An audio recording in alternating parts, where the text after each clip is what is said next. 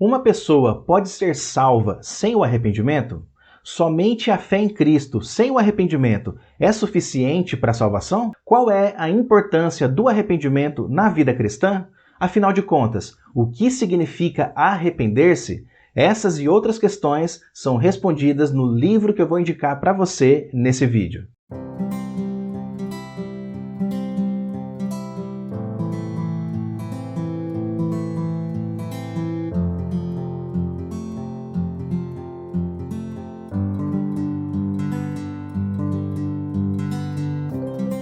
O livro se chama O que é Arrependimento?, escrito pelo famoso pastor e teólogo R.C. Sproul. Esse pequeno livreto tem apenas 47 páginas e 4 capítulos. Ele foi publicado pela editora Fiel no ano de 2014. Embora seja pequeno, esse livreto é bíblico, profundo, instrutivo e edificante. No capítulo 1, chamado O que é Arrependimento?, o autor apresenta o conceito de arrependimento de acordo com o Novo Testamento. Ele mostra que a mensagem de João Batista, de Jesus e dos apóstolos consistia em chamar as pessoas ao arrependimento. Mas o que é arrependimento? Sproul mostra que a palavra arrependimento vem da palavra grega metanoia. A forma mais simples dessa palavra tem a ver com a ideia de reconsideração. Em outras palavras, no sentido mais rudimentar, o conceito bíblico de arrependimento significa mudar a mente. No entanto, pessoal, essa mudança de mente não é apenas uma questão de julgamento intelectual.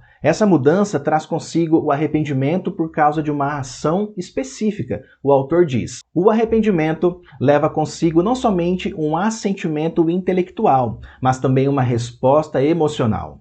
O sentimento mais frequentemente associado com o arrependimento é o de remorso, pesar e um senso de tristeza por haver agido de uma maneira específica. Logo, o arrependimento envolve tristeza por uma forma de comportamento anterior. Em seguida, Sproul mostra que o conceito de arrependimento está profundamente enraizado na experiência de Israel no Antigo Testamento. No Antigo Testamento, várias práticas religiosas instituídas por Deus tinham como alvo facilitar o arrependimento do povo. Por exemplo, o arrependimento tinha que ser acompanhado pela prática do jejum.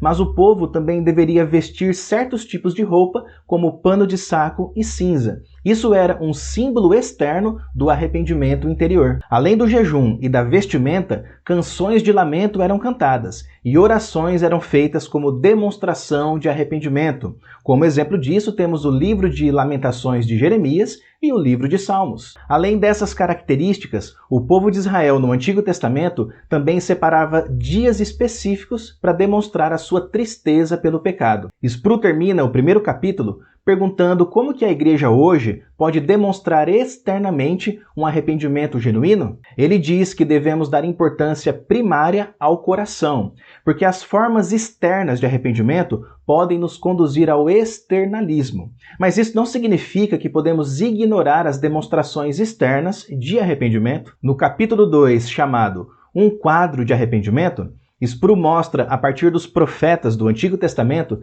que a tristeza santa pelo pecado deve vir do coração. Com base numa passagem do profeta Joel, o autor mostra que o arrependimento era demonstrado externamente como se fosse um quadro pintado. As pessoas rasgavam suas roupas, faziam jejuns e assim por diante. Mas a expressão externa de arrependimento estava intimamente ligada com a tristeza interna pelo pecado.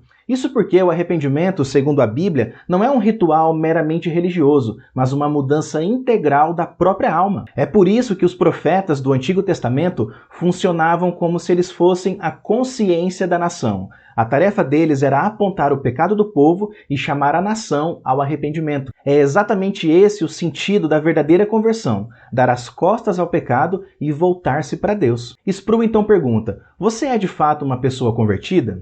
Para que direção você está indo?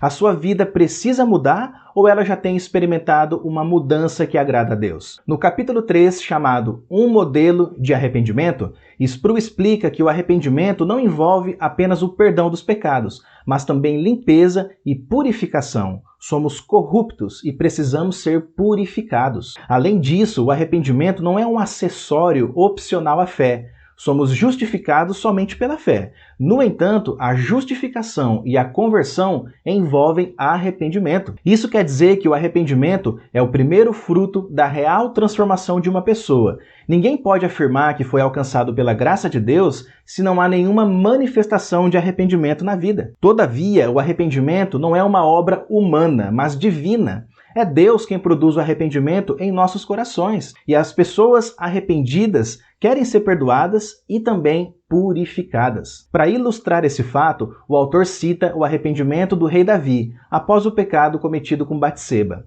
Davi pediu não apenas o perdão de Deus, mas também a purificação de seus pecados. Lava-me completamente da minha iniquidade e purifica-me do meu pecado. Embora o arrependimento produza vida, o processo é doloroso. Não é fácil confessar o nosso pecado e reconhecer a nossa culpa. No entanto, esse é o caminho para sermos perdoados e purificados por Deus. Sproul declara: Deus se agrada em limpar-nos quando nos acha na sujeira. O autor termina esse capítulo mostrando que somente Deus pode conceder um coração puro. E esse coração puro não é um coração perfeito, mas é um coração disposto a reconhecer a própria culpa e buscar refúgio na misericórdia de Deus. A promessa bíblica é que seremos consolados quando chorarmos pelo nosso pecado. Bem-aventurados os que choram, porque eles serão consolados. Antes de resumir o último capítulo, se você já ficou interessado em ler essa obra, eu vou deixar o link do livro na descrição desse vídeo e também no primeiro comentário fixado. Clicando no link, você vai ser direcionado para uma loja virtual e ali você pode efetuar a sua compra com total segurança e, o melhor de tudo, por um preço baixíssimo. Para você ter uma ideia, no dia da gravação desse vídeo, dia 7 de junho de 2022,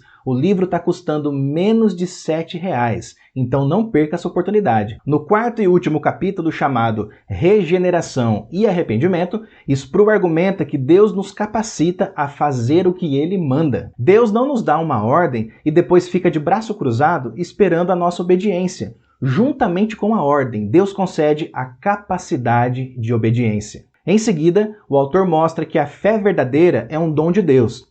Deus regenera um pecador espiritualmente morto e depois concede a ele arrependimento e fé. Nesse sentido, primeiro vem a regeneração ou novo nascimento e depois vem o arrependimento e a fé como frutos da obra de Deus. Tudo isso, novo nascimento, fé e arrependimento, são obras da graça divina. O Senhor nos deu vida quando estávamos espiritualmente mortos. O autor afirma: se você é uma pessoa convertida, é convertida não por causa de sua justiça inerente. Você é convertido porque Deus o converteu. Sproul termina o livro reiterando que somente Deus pode gerar o verdadeiro arrependimento em nossos corações. E se Deus nos esmagar com tristeza piedosa, devemos olhar para isso como sendo um ato de pura graça, porque essa é a forma de Deus conduzir uma pessoa à fé e à conversão.